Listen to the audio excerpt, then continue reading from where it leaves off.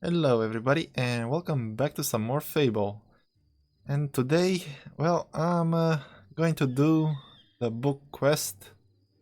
So, well, basically, we're gonna hear a lot of stories and maybe entertain some children.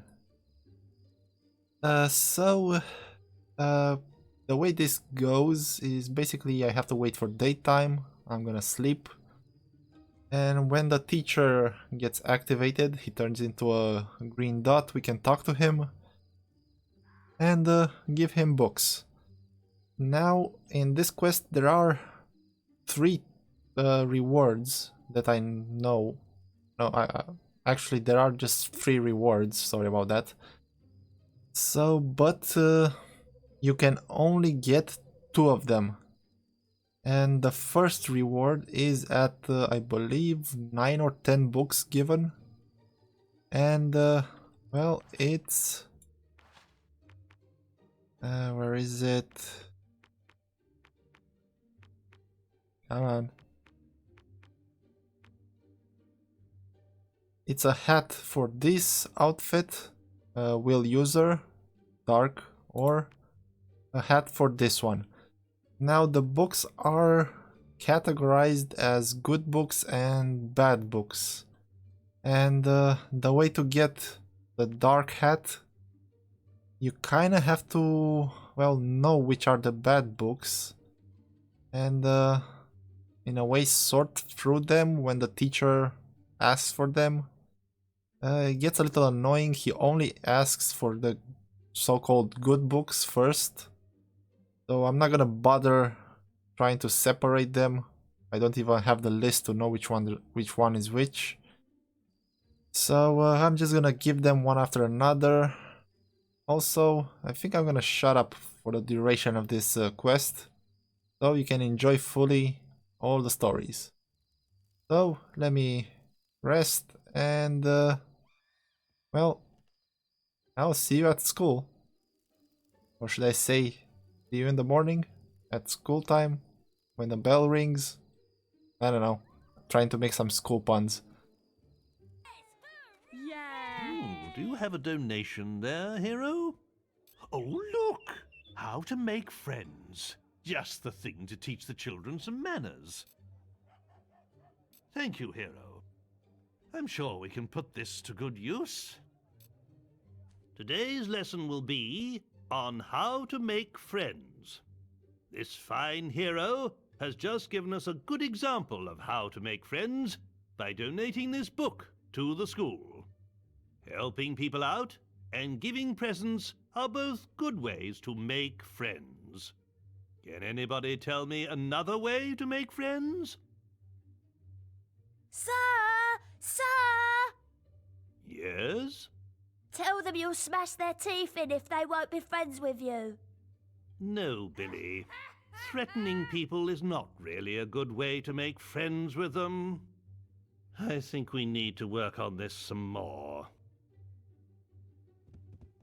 Any books for us today, hero? The story of Jack of Blades should keep the little ones in line.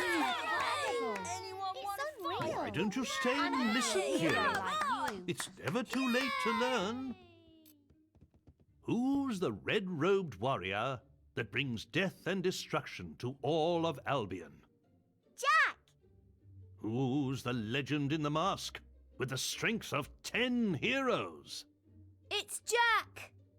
Who's the demon that stalks in the night, dragging their children into hell? Jack? Some say that Jack of Blades has lived forever and is not of this world. But there are those who claim it is not Jack, but his mask that we should fear, and that many men have worn it over the centuries. Whatever the truth, he is not someone to be crossed. Hello again. You found any interesting reading material? Oh, the other man looks like a charming story. Why don't you stay and listen, hero? It's 'Twas in the latter days of the kingdom old that a boatload of travellers, wheat and rice, fleeing our land for fear of the sword, discovered an island that was true paradise. There were they welcomed by the native folk, with gifts of fruit and fowl and pig and trout, and a strange kind of ale brewed from egg yolk, that the refugees drank till it knocked them out. Soon they were stirred from their peaceful slumbers by the splattery coughs of their gracious hosts, who had taken ill and were dying in numbers of colds their visitors had brought to their coasts. Ere long the kindly natives were all but extinct, and as they knew not how to gather nature's bounty, the fate of the foreigners to theirs was linked. They died of starvation, though surrounded by plenty. A few local survivors did their paradise rebuild, erecting this time a great fortress in the sand. It would stop them once more getting killed, lest those bad people from Albion return to their land. Oh, yes! Any books for us today, hero? This book would be perfect. I've yet to meet a child who isn't fascinated by dragons. Why don't you stay and listen, hero? A long time ago, well before the age of the Old Kingdom, the skies of Albion were full of fearsome, majestic dragons. They flew wherever they wished, ate the people's livestock, rained down fire on their villages, and distressed their damsels. Then came the kingdom of Archon, and with it heroes who hunted the dragons for sport, almost driving them to extinction. Before long, every home in Albion had dragon scale curtains, dragon claw back scratchers, and dragon foot paperweights. The few remaining dragons fled to the northern wastes, and there they remain to this day. Though they are nowhere near as powerful now as they once were, they still represent a hero's ultimate test. Do you have a dome? Oh, children are always asking me about the arena. Oh, they'll love this. Thank you, hero. I'm sure we can put this to good use. How many of you have been to the Witchwood Arena? But have you ever stopped to look at the statues in the Hall of Heroes? Some of the greatest heroes in Albion's history are celebrated there. Mighty champions who conquered the arena and the people's hearts. In the days of the Old Kingdom, heroes would lead their fans into battles, so they could see their skill and bravery in combat. But all too often, spectators would find themselves torn limb from limb by balverines, or caught in the backwash of a hero's spell. And so, the arena was built in Witchwood, to give heroes a permanent stage on which to fight their duels without endangering the audience. Creatures are brought there from all over Albion for heroes to face, and the battles get more elaborate with every year that passes.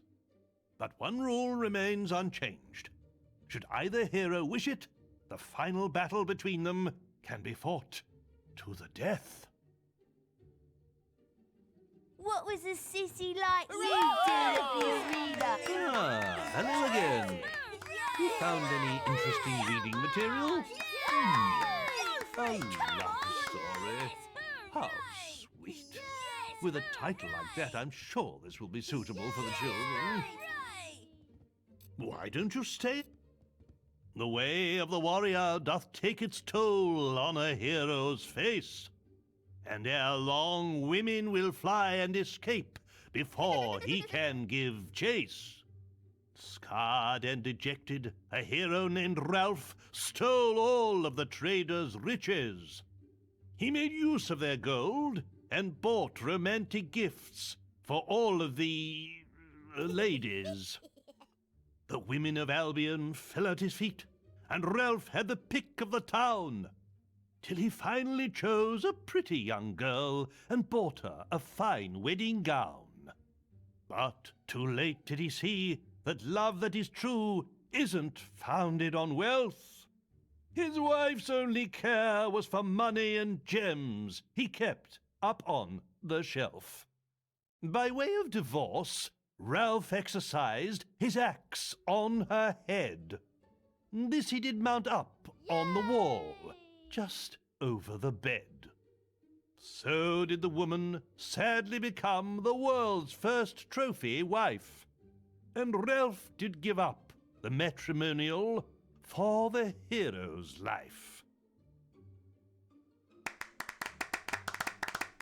Great stuff! Teachers leave to sleep sometime, you know. Perhaps you could call round tomorrow.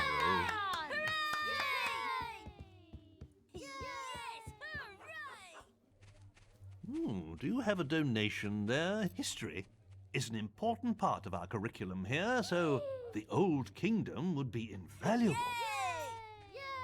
Why don't you stay and... Can any of you tell me who built the ancient pillars at Lookout Point? Yes? The people in the Old Kingdom, sir. That's right. They once ruled all of Albion, and the ruins of their cities can still be found wherever you go.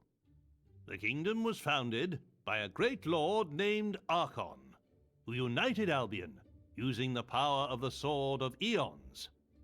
But over time, the sword began to corrupt him, and the kingdom fell into darkness. Strange monuments were built to focus the magical power of the kingdom, and terrifying armored figures were summoned to guard them. But at the very height of its power, the Old Kingdom collapsed, and Archon and his sword disappeared. What happened to them? Nobody knows. Do you have a donation? The final volume of the great creatures of Albion. Should give the little ones a good scare. Thank you, hero. I'm sure we can put this to... Thanks to this kind hero, today's lesson is from Volume 3 of the Creatures of Albion. If trolls ruled the land, and dragons the skies, then the mighty kraken are masters of the sea. A few men have ever seen a kraken, and fewer still have lived to tell the tale. Since before the times of the Old Kingdom, these terrifying creatures have lurked in the seas that surround Albion. Their tentacles can grow to be over 100 feet long, and are strong enough to crush a ship like kindling. A brave sailor once drove away a kraken by hacking off one of those gargantuan tentacles. But to kill one of the beasts, oh, that would truly be a heroic task. Do you have a what's this? Pale Balverine? I hope it doesn't give them nightmares. Ah, it lifts one's spirits to see a hero take such a keen interest in education. There was once a lord who thought himself good with an arrow, until people saw that his lies ran right through to his marrow. Many months in the cells of Bargate he spent, plotting his redemption. And once he was free, he hunted all evil without exception. One day he met his match, a foul and mighty Balverine. He did not die from its bite, but his curse was obscene. He became one of those creatures, and pale as snow was his fur. To kill him came then a red-caped woman a true connoisseur. A silver arrow pierced his blackened heart and sent him to his grave. And so he died in infamy without the acceptance he craved. You have done our school such a great service. I don't know if we can ever adequately repay you. I do have a little something, and, well, I know it's not much, but the children think you'll love it. We used it in our production of The Mage's Apprentice, but it was a little large for our particular actors. Ah, hello again. You found any interesting reading? A little macabre, perhaps, but the tale of Maxley could teach some of our pupils a valuable lesson. Thank you, hero. There once lived a hob, and Maxley was his name. He was that rarest of hobs, one with a brain. Making his bed in a stream wasn't for him. He'd rather live in a village, there among men. One day he decided to travel to town. He slew a great noble and put on his gown. In Bowerstone by all was he complimented, and though short of stature, he stood proud and erected. Goodness me. But Maxley forgot what he was and grunted hello. And when the men heard his voice, all they did know. They called out for guards, who lopped off his head. It stuck on a spike, dumb and ugly and dead. So when you're about to open your mouth, remember Maxley the hob, for it's better to be thought an idiot than to be killed by a mob. Wow! Any books for Volume 2 of The Creatures of Albion? Could prove useful in our biology lessons. Thank you, Harry. Now, let us turn to Volume 2 of The Creatures of Albion. Trolls are an ancient race formed from the rock and soil in which they were born. They have the strength of many men and can withstand all but the mightiest of blows. Get too close, and they will jump onto the ground with such force that the shockwaves can shatter a man's bones. But trolls are also slow, lumbering creatures and rarely move. So, if ever you see one, your best hope is to run away. If you're lucky, you won't be crushed to death by the boulders they throw after you. Could you spare the northern wastes? The children could stand to learn a little more geography. Thank you, Hill. I'm sure we can... Do any of you know what lies beyond the 9 seas?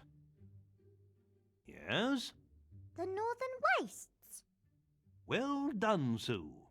Legends say that Jack of Blades first appeared there, and that it was the home of a mighty empire.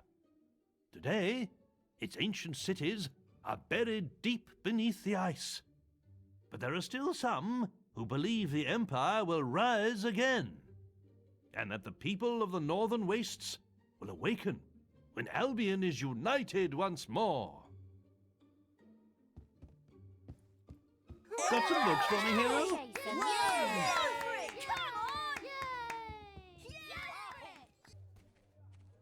Ah, hello again. The Taylor's Tragedy would be perfect for our after-school drama society.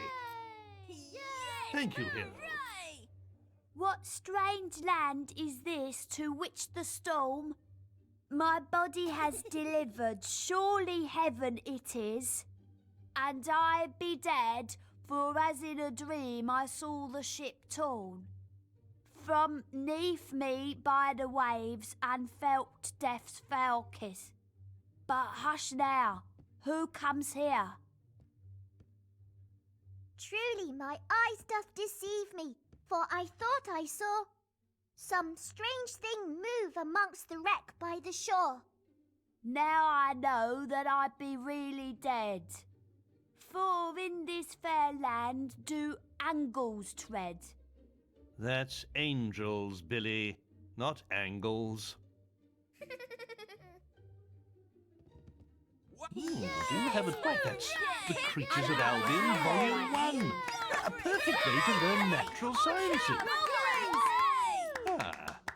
Hit this one. Today, we'll be studying Volume 1 of The Creatures of Albion. Now, who here knows what screamers are? I bet you've never heard one, though, have you? That's because they stay away from the towns. But out in the countryside, it's a rather different story, and you can sometimes hear them crying out in the night. Their scream can pierce even the bravest of men's hearts. Hearing it will not just chill you to the bone, but sap your energy, too. According to the sage Richard Phillips, they feed upon the life force of men, sucking out their souls.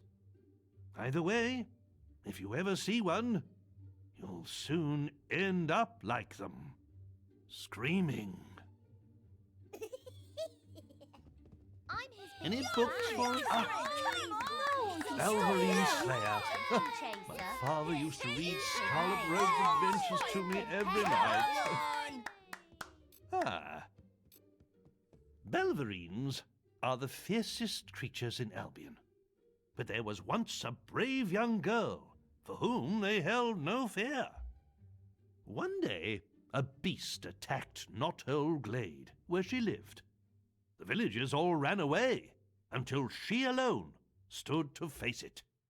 The creature was twice her size, and she fought its teeth and claws armed only with a stake.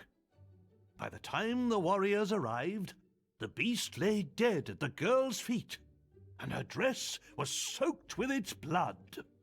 From that day forth, she was known to all as Scarlet Robe.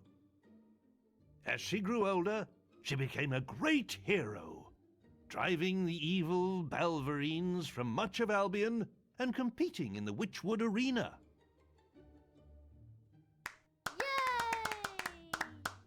You have yourself a Stats can be here. Any books for Your Trials of Arkham, the classic tale? Must be rather disturbing for you, I would have thought. Why don't you stay? Once upon a time, in a village by the sea, lived a boy called Arkham with his family. Peaceful were their lives for many a year, till one day a band of savages did appear, destroyed that peaceful village by the sea, and killed the poor boy's family. But of Arkham himself they found no trace, for the boy had hid in quite a safe place. And though he wished to help in his heart, he stayed hidden till the savages did depart. Then he emerged to find his whole family killed, and the streets of the village with corpses filled. Oh, dear me, this really is the most unoriginal tosh. hurrah! Any book? Well, The Repentant Alchemist, but I'm not sure it's really suitable reading for children. Well, if you think that's wise, hero.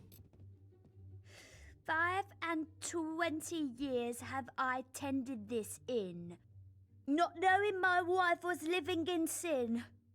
For while I served the townsfolk ale by day, at night my wife served them in another way.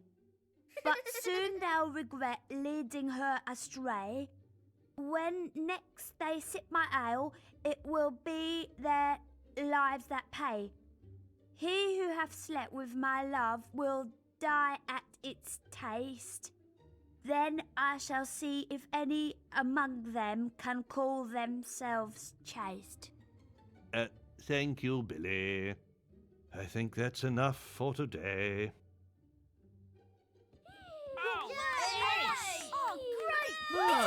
Hello again. You found... Oh, my. The Windbreaker rulebook. Avo alone knows what would happen if the children got hold of this. Well, if you think that's why... Today, we will be reading from the Windbreaker rulebook. Perhaps the gentleman who gave us this book could demonstrate the benefits of its teachings himself.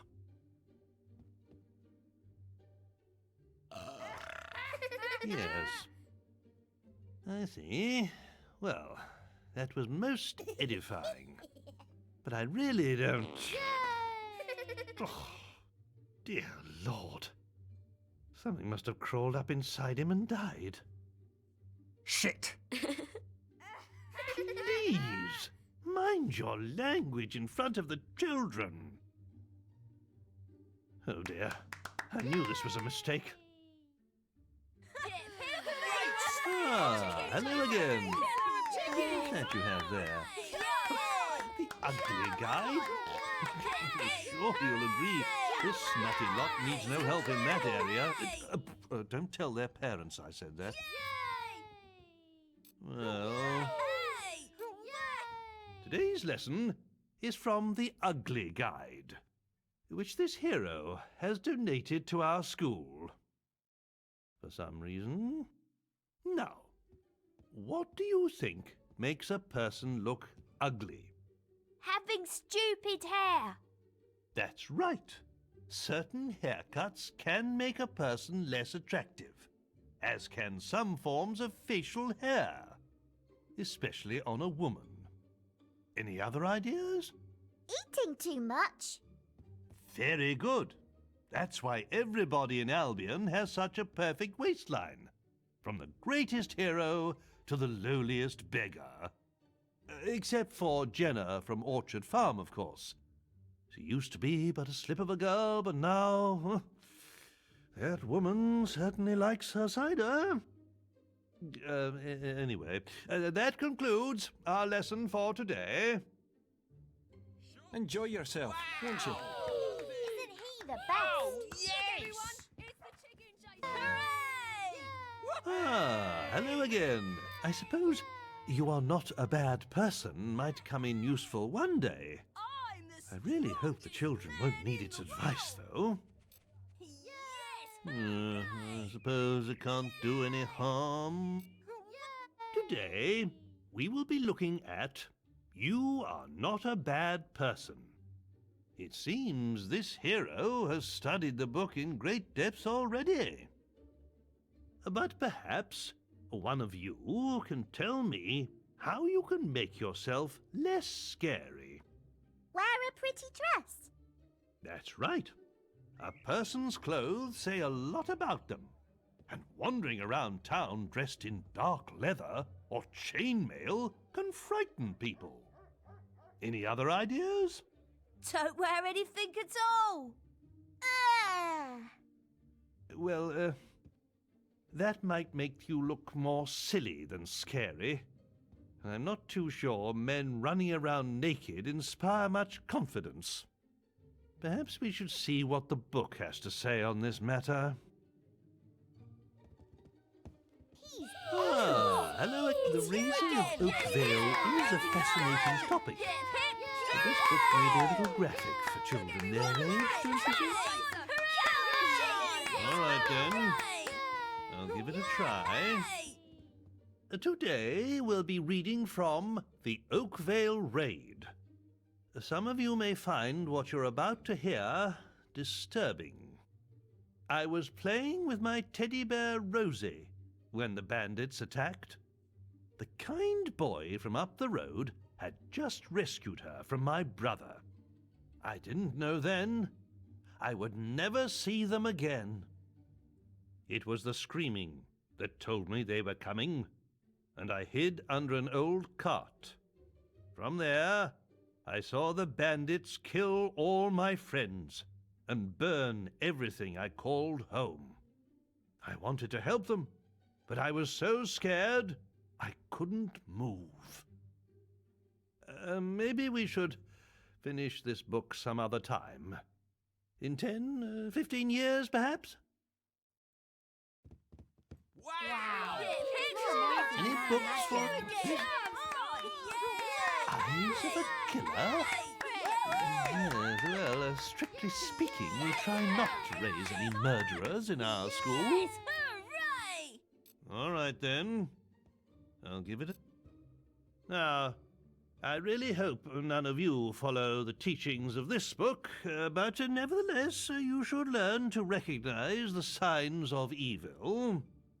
There are many ways a person can instill fear in others, such as covering one's body in tattoos and wearing dark clothes.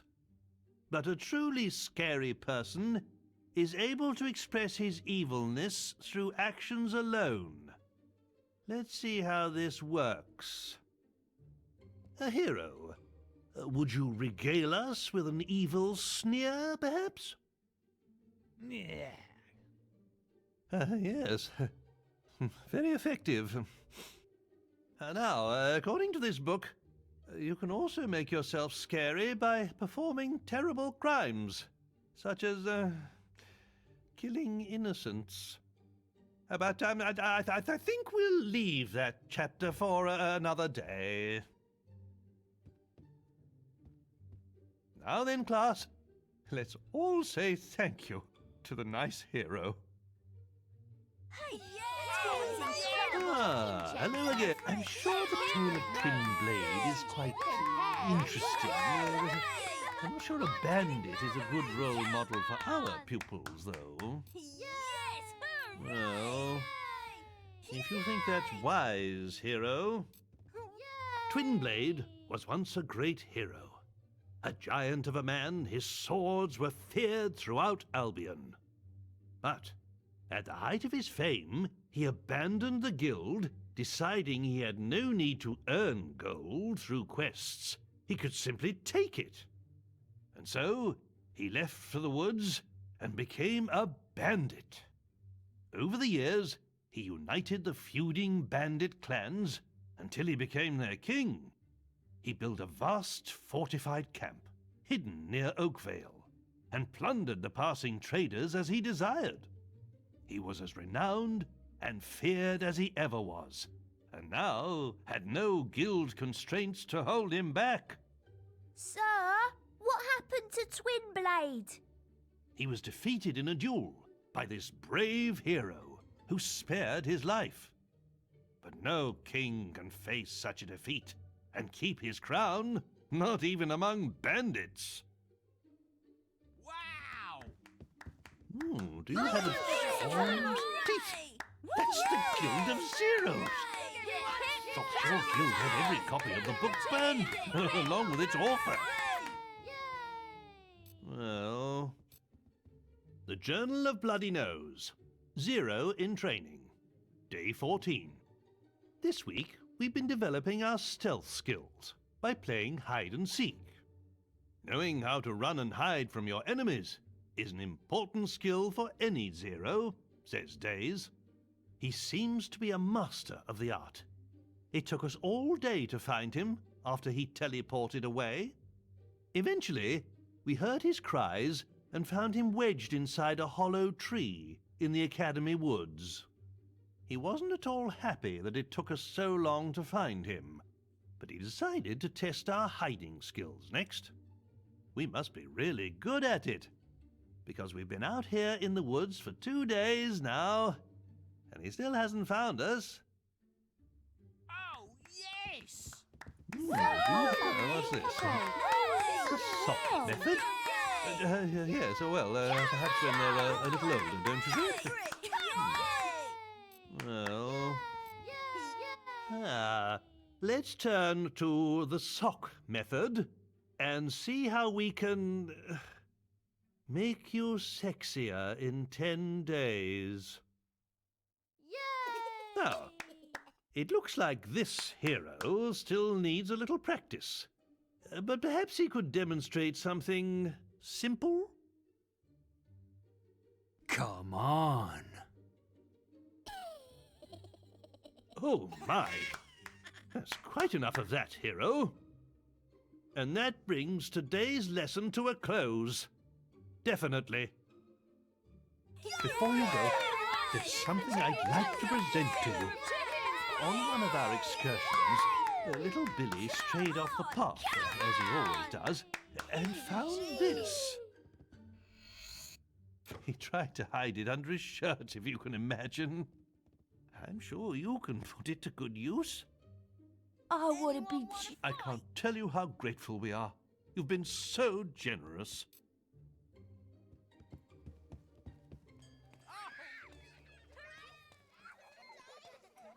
And that's all for today, folks.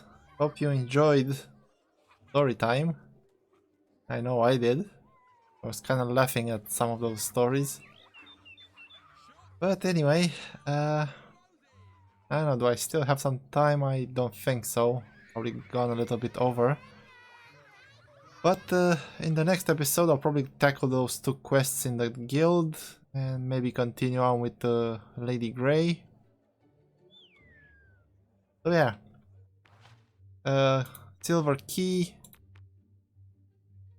And a hat. Let's see, where is it? There we go. Unfortunately, I don't think... Oh no, it recognizes it as a full set. Okay. So yeah, you can either get this one or a similar one for black outfit or the dark outfit. But you kind of have to select which book you give him first. And I forgot to count, but I think, like I said, after 9 or 10 books you get the hat. Alright, so this one's over, so thank you for watching. Like, comment and subscribe if you enjoy what I do. Maybe share the video. And I'll see you guys in the next one. Until then, stay safe and have a nice day.